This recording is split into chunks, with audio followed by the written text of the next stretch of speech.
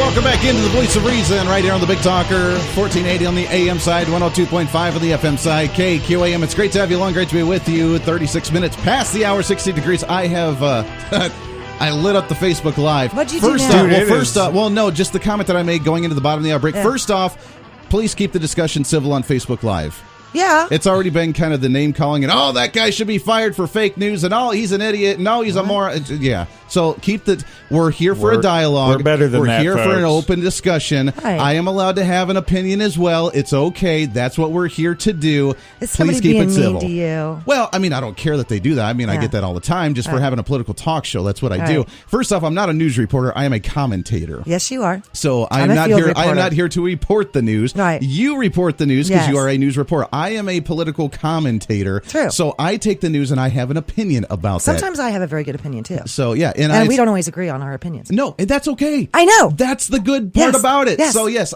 we are open to dialogue. Mm-hmm. That is why on my show we allowed to have this. Even though I disagree with some of the things that happen, I am open to discussion, open to the dialogue, and my mind is open about the issue. That's why we're discussing it here. Exactly. So, the issue to me is very, very important.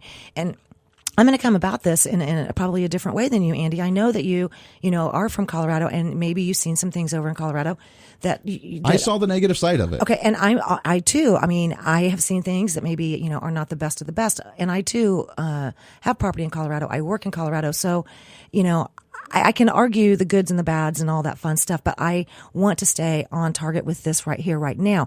What I do want to get across is the fact that we have a young lady in Garden City. If she does not have her cannabis oil, which is a medication, I'm sorry if you don't agree with me, that's what I call it. I call it a medication. She needs it to live. And we have wonderful medical experts, including Dr. Bob, who I'd like to have join us again now and explain again why our bodies are suffering. Okay, why do we have an increase in cancers? Why do we have an increase in so many of these diseases and illnesses? And the pharmaceutical companies just can't do it. They cannot help. And a lot of times, in my opinion, they do more harm than they do good with the side effects. How many people have liver problems because of pharmaceuticals? We'll get into pharmaceuticals on another time because they will probably be throwing daggers at me. And that's fine. I don't care either. But I do want to get Dr. Bob back if we can. Dr. Bob, you still with us? Yes, I am. Okay, let's educate some folks. Go for it. Don't you like it? I just throw that at you, doctor. Gosh. Well, one of the fun things I like to talk about, because it's very poignant, is that psychoactive cannabinoids are in mother's milk. Exactly. And so the fact that mammals, which are known for taking care of their children, have psychoactive cannabinoids in the milk suggests that these are of rather critical importance. Correct. And in fact, if you eliminate them by using a drug that blocks the CB1 receptor that gets you high, if you block that in newborn mice, they die. They don't eat. We have a syndrome called failure to thrive, and it's probably due to a lack of cannabinoids and is readily reversed by increasing cannabinoids. What people don't fully appreciate is that these cannabinoids are lipid compounds. They're made out of the essential fatty acids. So you have doctors on the one hand saying, yeah, take fish oils and fatty acids are good for your heart and brain, etc. But on the other hand, they're saying, we don't know enough about cannabis. Well, guess what? Those fatty acids, those essential fatty acids that you're saying are good for you, that's how our body makes our pot. So to somehow assume that, pot is bad for you when it's really at the essence of our life, by controlling everything. What people have to understand is that if you're, for example, a happy person, that tells you that you're making enough cannabinoids. If you're depressed, what you typically need are more in very small doses of psychoactive THC will totally change that for many people. I mean, we see it all the time. The need to have controlled doses and to have these double-blind studies is because they're using poisons. When you're using something that really shouldn't be classified even as a drug, it's an essential nutrient. It's a food, period. Exactly. We need it if we want to be healthier and live longer. To show that, for example, with modern biology technology, we can eliminate any particular gene in, for example, a mouse. and we make what's called a knockout mouse. So we have knockout mice that have no CB1 receptor. Just what the government wants to make us, right? No high at all. Well, guess what? God put that there for a reason, and the reason was not so that you could block it, Right. so you can use it. Exactly. And so what we see in those knockout mice is, number one, they die prematurely, very dramatically prematurely.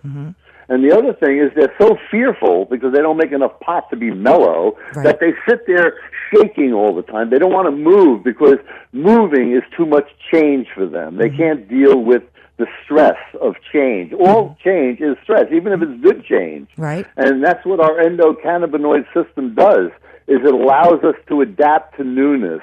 So those people with enough cannabinoids will be able to embrace the knowledge and the observations that we're going to see and that we are seeing, whereas those with closed minds cannot do that because they don't make enough pot. What's clearly been demonstrated with these knockout mice is they do not have the ability to relearn. It's very interesting. You put them in a maze with water, cloudy water, so they can't see, and you have a little platform in there. And you take the normal mice, wild type as they're known, or these mutants that can't get high, and you put them in there and they both swim around, and they're freaking out because they don't like to swim around, and they find the platform. And then if you take them out and you put them back, they go right to where the platform is. So they were both able to learn. However, if you now switch the position of the platform and you put them in the water, they go to where the platform used to be. It's not there. They freak out again. They swim around. They find the platform. You take the normal mice out and you put them back in, the mice that can get high, and they go right to the new place. Wow. The knockout mice that absolutely cannot get high, they always return to the original old position. They can't rewire their brains with new information. So once they've learned stupid crap that marijuana is bad for you, even though there's thousands of peer-reviewed papers that when interpreted not via political correct garbage, but via intelligence, you see that this is truly a very unique plant because of how it acts as an anti-aging drug. On the other side of this experiment, because the government has always been funding the effort to show how bad cannabis was, back in the 90s, they did an experiment where they fed rodents high quantities of THC extracts, and what the equivalent to what we use to treat cancer, by the way, in terms of milligrams per kilogram. Gotcha. And what they found is that those mice lived longer and had fewer tumors. There you go. You know, I mean, how much more do you need? It's a life-prolonging, happiness-giving drug that has been used since the beginnings of mankind. Right. You know, they found now THC-containing extracts in graves 120,000 years ago. Wow. Whoa. You know? Yeah. We do have We have to wake up. We do have another caller on the line. If it's okay to take one and have a question here. Sure. Good deal. 721-8255-721 Talk. Let's go to the phones here. Good morning. What's your name?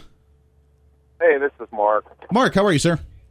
I'm good. I got Mark. a couple of things, which is questions for the doctor and anybody else who knows. Which is more addictive, alcohol or marijuana? And the Alcohol. thing Alcohol. is, the doctor was talking earlier about, you know, the shame of taking away those sort of drugs that make us happy. But, you know, if you look back at China in the 1800s, there were way too many people happy with the opioids that the British were bringing in, and they went to war a couple of times to try to stop that because it was destroying the population. They're not happy. That's a different story. Yeah. I beg to differ with you. Right, and I'll let you guys explain all of that and go through it. I appreciate it. It's an excellent conversation. Thank you. Hey, Mark, Thank appreciate you. the call, my friend. Thank you. Dr. Bob, what do you say? Well, there are drugs that remove us from reality. So if you're depressed, a lot of people want to be removed from their reality. Correct. That's what alcohol does. That's what narcotics do. That's what the antidepressants do that we feed our poor people who need to reestablish a state of health. And what cannabis does is it helps you reestablish a state of health. So when you use cannabis, you're not becoming addicted in that fashion where you're trying to withdraw from reality. What it allows you to do via open-mindedness and adaptation is it allows you to self-reflect. It really promotes self-reflection. So you analyze what your problems are, and then you try to be constructive and find solutions. I'll give you an example. I started college when I was 16 years old. I started smoking marijuana when I was 16 years old. I was always the world's worst student before, it was always amazing to me that I did well enough that I got into college at 16. But I had no study skills. My first year there, my average was D+, and you needed a B to stay in because I went for free, Yeah. And what happened was, by using cannabis, I realized more and more, number one, that I'm extremely ADD, and that I need to, if I'm going to go to school, you should go to school to learn and to work. And it took me until I was a senior in college, and I was smoking more and more cannabis all along the way before I actually became a good student and learned what it meant to study, and did that within the context of my inability to literally pay attention for more than a sentence. That's how bad I am. Wow. And yet, that's all I do all the time is read. But I learn and I read and I process in a different fashion than the way we're taught. And there are a lot of people who are like myself. My one son is like that. And once he realized the nature of how he works, he's now able, via self-reflection, to improve, and now he's becoming a good student because he wants to. And he rearranged his brain by taking cannabis when he was 12 years old. He doesn't use it anymore, but he used it because he saw that he was having a problem, and he knows what I talk about, and he went and he took the drag and got high and opened his mind and used it a few times that summer, and has become a new person with awareness and understanding and motivation to be a better person. Exactly. Absolutely. I love that, Dr. Bob. I love that. Doctor, we got another caller on the line. Let's go ahead and take that here. 721-8255-72 Good morning. What's your name? Hey, this is Ken Scott. I was the gentleman kind of picking on you when you made the comment about... Hey, get him, Ken, get him. I've been watching, Ken. That's all right. How are you, Ken? Get him, Ken, get him. I didn't see any of it, so go ahead. I'm really glad that you guys are, taking up this topic and talking with Dr. Melamede. This is, right now, what we know is the number one preventative known to mankind. And I think Bob would second that motion. And absolutely.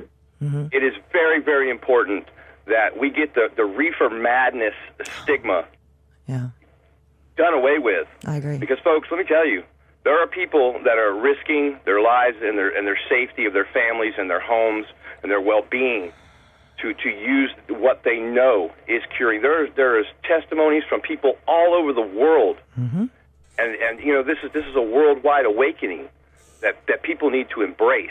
And there's always going to be people that are going to be careless with what they do. I don't care what it is, whether it's using a car, using a hammer.